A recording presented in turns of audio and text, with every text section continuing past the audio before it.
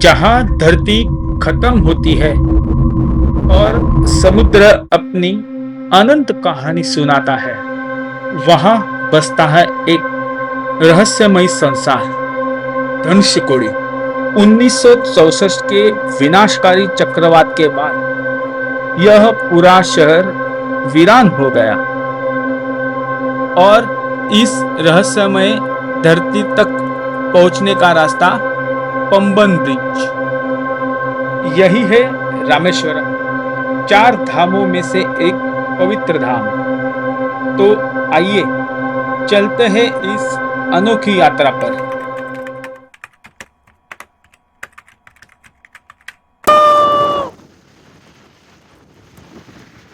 We are on Pamban bridge. सुबह के 4 बज रहे हैं। ये देखो, हम लोग पंबन ब्रिज पे ट्रेन के साथ चल रहे हैं। ये देखो दोस्तों, ये देखो।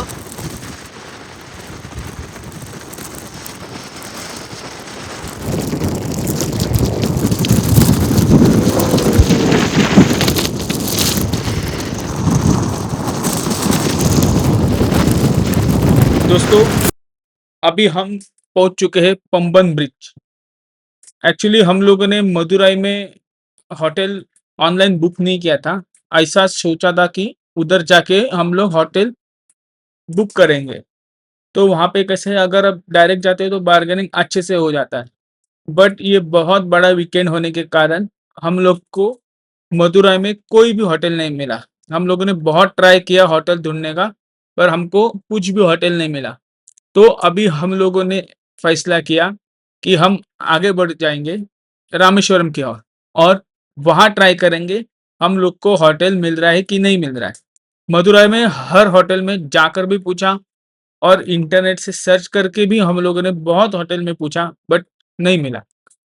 तो अभी हम जा रहे हैं रामेश्वरम की ओर और जाते-जाते समय ये जो पंबन ब्रिज है, वहाँ पे हमें एक ट्रेन दिखाई दी, जो कि एक आइकॉनिक स्पॉट है। सब जन वहाँ पे रुकते हैं, ट्रेन दिखते ही और समुद्र का नज़ारा देखते हैं। बट रात थी, इसलिए हमको समुद्र का पानी नहीं दिखा, बट हमको ट्रेन ज़रूर दिखी। तो ये ब्रिज पे सुबह के टाइम रुकना अलाउड नहीं है। अभी ये बहुत रात हो चुकी थी, इसलिए हम अभी उतर के नीचे देख रहे हैं। हम लोग अभी आगे बढ़ेंगे और देखेंगे रामेश्वरम की ओर।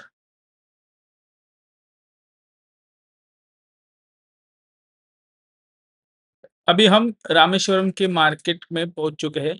यहाँ से मंदिर कम से कम 1-2 किलोमीटर दूर है। तो देखते हैं आगे, स्टे ट्यून। रामेश्वरम आते ही हमको पता चला कि यहाँ भी बहुत भीड़ है और पार्किंग भी नहीं मिल रही थी। तो हम लोगों ने मंदिर से 1-2 किलोमीटर दूर ऐसे ही रास्ते पे गाड़ी पार्क किया और हम लोग ऑटो पकड़ के मंदिर की ओर चले गए और मंदिर में हम लोगों ने ₹200 का शीघ्र दर्शन का पास निकाला और हम लोग अभी अंदर जा रहे हैं। आगे क्या होता है मैं आपको बता दूंगा। कितना समय लगता है हमको दर्शन के लिए, क्योंकि बाहर ही इतना भीड़ है, तो अंदर 100% भीड़ रहेगा ही रहेगा। तो मिलते हैं आगे। जैसे बाहर भीड़ था, वैसे ही अंदर भी बहुत भीड़ है। ₹200 का शीघ्र दर्शन लिया था, कुछ मतलब नहीं। ये देखो कितने लाइन है।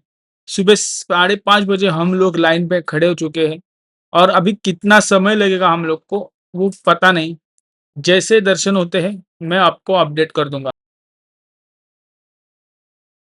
ये फ़ोटो से आपको आइडिया आ रहेगा कि कितना भीड़ था, हम कितने कतार में खड़े थे और रात को सोए भी नहीं थे। पूरा रात ड्राइव करके हम लोग रामेश्वरम आ गए थे, बिना रेस्ट के। फिर भी हमारे जो चेहरे पे जो खुशी थी कि आज हम दर्शन कर ही लेंगे, इतना ड्राइविंग करने के बाद भी हम लोग का चेहरा देखो कैसे था और ये भीड़ का सामना भी हम लोग को करने का था। तो अभी भी हम लाइन में ही है और टाइम लगेगा। ओम का तो हालत बहुत ही खराब हो चुका था, ये देखो। सो दोस्तों, आफ्टर 3.5 घंटे का इंतजार करने के बाद हम लोग के फाइनली दर्शन हो चुके हैं। सुबह 5:30 बजे हम लोग जो कतार में खड़े थे, 8:30 बजे हम लोग का दर्शन हो गया है। वहां पे कोई भी फोटोग्राफी और वीडियोग्राफी अलाउड नहीं था, इसकी वजह से हम वो कैप्चर नहीं कर पाए। बट दर्शन हमारे बहुत ही जबरदस्त हो चुके थे। लॉन्ग वीकेंड के कारण इतना समय हम लोग को लगा, तो मेरा एक सजेशन है कि ऐसा लॉन्ग वीकेंड आए तो ऐसी चीज़ों पे आना अवॉइड करें। फाइनली हम लोग को एक होटल में रूम मिल गया। ये जो रूम दिख रहा है, ये रूम का एक दिन का किराया हम लोग को 12,000 रुपये में मिला।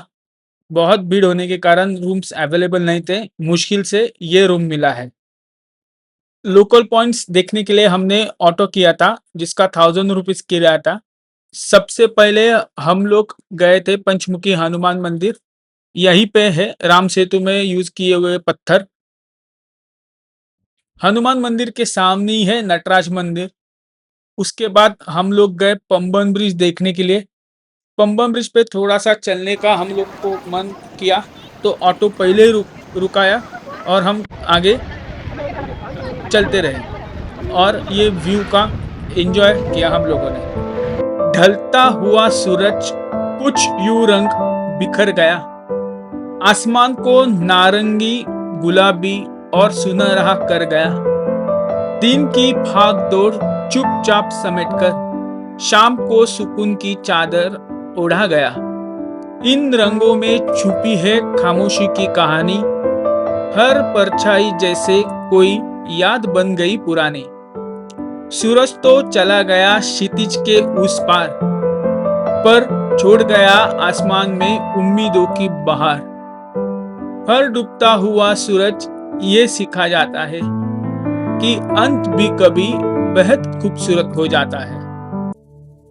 विलोंडी तीर्थम या रामबाण तीर्थ रामेश्वरम का एक पवित्र और अनोखा तीर्थस्थल है। मान्यता है कि लंका विजय के बाद माता सीता की प्यास बुझाने के लिए भगवान राम ने अपने धनुष्य विल से समुद्र में बाण चलाया, जिससे यहाँ मीठे पानी का स्रोत निकला। समुद्र के बीच बने इस स्थान पर आज भी खारे पानी के बीच मीठा पानी मिलता है। यही इसकी सबसे खास बात है। यह जगह शांत वातावरण, समुद्री हवा और सुंदर सूर्योदय के लिए भी प्रसिद्ध है। अगर आप रामेश्वरम आए हैं तो इस दिव्य और ऐतिहासिक स्थल को जरूर देखें। डिनर में हमने मसाला डोसा खाया, जो हमारे होटल के सामने था। सो हे गाइस, गुड मॉर्निंग। बहुत दिनों बाद आपने मुझे देखा होगा कैमरा पे। तो जैसे कि आपको पता है कि अभी हम रामेश्वर में हैं और अभी हम जा रहे हैं धनुषकोडी। मतलब कल हम आए, मतलब सुबह आए कल। हमें मदुराई में होटल नहीं मिला, तो कल सुबह 4 बजे आए, फिर दर्शन लिए, फिर थोड़ी देर सोए और फिर लोकल साइटसीइंग की जो आपने देखा। तो आज हम जा रहे हैं धनुषकोडी। धनुषकोडी जाएंगे, वापस आएंगे और फिर इधर से आज हमारा मदुराई में स्टे है। एक्चुअली अब तक तो हमें मदुराई में होटल नहीं मिल रहा, पर देखते हैं अगर मिला तो। अभी तो फिलहाल का प्लान है कि हम धनुषकोडी जाएंगे और उधर मज़े करेंगे। तो ये देखो काका ऑल सेट। विकेटा वो आ रहे दो लगे नो लगे नहीं वो वापस वापस आ ठीक है। तो काका all set. Yes, we are ready to go. अभी हम निकल पड़े हैं धनुषकोडी की ओर और जाते समय यहाँ पे 20 रुपए का आपको टोल देना है। तमिलनाडु के रामेश्वरम से लगभग 20 किलोमीटर दूर स्थित धनुषकोडी एक समय पर एक खूबसूरत और जीवंत शहर हुआ करता था, लेकिन 1964 में आए भयंकर चक्रवात ने इसे पूरे शहर को पल भर में उजाड़ दिया। आज भी यहाँ के टूटे हुए चर्च, रेलवे स्टेशन और घर उस त्रासदी की दर्दनाक कहानी सुनाते हैं। धनुषकोडी सिर्फ एक पर्यटन स्थल नहीं, बल्कि आस्था का भी केंद्र है। मान्यता है कि यहीं से भगवान श्री राम ने लंका जाने के लिए राम सेतु का निर्माण शुरू किया था। इसी कारण इस स्थान का नाम पड़ा धनुष्यकोडी। आज धनुष्यकोडी अपनी शांत लहरों, सुनहरी रेत और अद्भुत सनराइज और सनसेट के लिए जाना जाता है। यहाँ खड़े होकर ऐसा लगता है जैसे आप धरती के अंतिम छोर पर खड़े होकर अनंत समंदर को निहार रहे हो। अगर आप प्रकृति, इतिहास और रोमांच का अनोखा संगम देखना चाहते हैं तो धनुष्यकोडी आपकी ट्रैवल लिस्ट में जरूर होना चाहिए।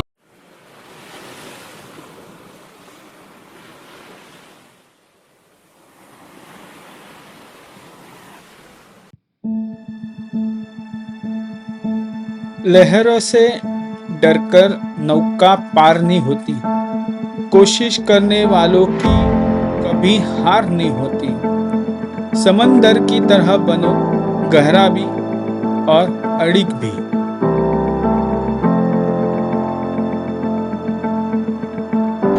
सो दोस्तों, वो रही अपनी गाड़ी और ये रहा समंदर। ये आखिरी पॉइंट है भारत का। इसके आगे श्रीलंका चालू हो जाता है। यहाँ से by air Sri Lanka is 18 kilometre only. और अभी तक मैं लास्ट पे जाके आया था, बहुत भीड़ है तो इतना गाड़ी का फ़ोटो वीटो थोड़ा सा जो निकाला है मैंने, वो मैंने निकाल के रखा है। अभी ये देखो पानी का कलर कितना ग्रीन और क्रिस्टल क्लियर वाटर है। ये देखो, आप देख सकते हो। अभी हम लोग का अभी निकलने का। सो दोस्तों, आज जो पहला साइड पॉइंट था हम लोग का धनुष्यकोडी, वो हो चुका है। अभी हम लोग निकल रहे हैं हमारे होटल की तरफ। वो वहाँ से चेकआउट करके हम लोग अगला डेस्टिनेशन जो है मदुरई, वहाँ पे जाएंगे और वहाँ पे मीनाक्षी टेम्पल है, वो देखेंगे। मीनाक्षी अम्मन मंदिर तमिलनाडु के मैदूर शहर में स्थित एक भव्य और ऐतिहासिक हिंदू मंदिर है। यह मंदिर देवी मीनाक्षी यानी कि पार्वती का रूप और भगवान सुंदरेश्वर यानी भगवान शिव को समर्पित है। द्रविड़ शैली में निर्मित इस मंदिर की सबसे बड़ी विशेषता इसके रंग बिरंगे और ऊंचे गोपुरम प्रवेश द्वार है, जिन पर हजारों सुंदर मूर्तियां उकेरी गई है। मंदिर परिसर में स्थित 1000 स्तंभों वाला मंडप और पवित्र सरोवर श्रद्धालुओं और पर्यटकों को विशेष रूप से आकर्षित करता है। यह मंदिर न केवल धार्मिक आस्था का केंद्र है, बल्कि दक्षिण भारत की समृद्धि, संस्कृति और वास्तुकला का अद्भुत उदाहरण भी है। हर वर्ष यहाँ लाखों श्रद्धालु दर्शन के लिए आते हैं। मदुरई में हमने एक होम स्टे लिया था क्योंकि होटल सारे फुल थे। एक होम स्टे हम लोग को यूट्यूब पे सर्च करने के बाद मिला था, उसका मैं डिटेल्स आपको डिस्क्रिप्शन में दे दूंगा। उन्होंने हमको ये मुर्गन इडली करके शॉप है, ये रिकमेंडेड किया था। अगर आप प्योर वेज है तो आपके लिए सही है। यहाँ पे इडली डोसा मेदू वड़ा हमने ट्राई किया, सही था। और इनका फेमस जिगर दंडा करके एक है, वो भी सही था। ये जो है वो पोथी करके एक शॉप है, उसके बराबर ऑपोजिट में ये रेस्टोरेंट है। अगर आप मदुरई आ रहे हो तो यहाँ पे जरूर विजिट कीजिए। सो दोस्तों, मेरी ये ट्रिप है, रोड ट्रिप, ये खत्म हो चुकी है। मैं घर पहुँच चुका हूँ और ये ट्रिप का टोटल डिस्टेंस है वो 3455 किलोमीटर्स हो गया है। ये देखो आप स्क्रीन पे, और एवरेज मिला है 15.4 का, जो कि एवरेज जो मिला रहेगा वो। और गाड़ी का टोटल किलोमीटर हो चुका है 21,670।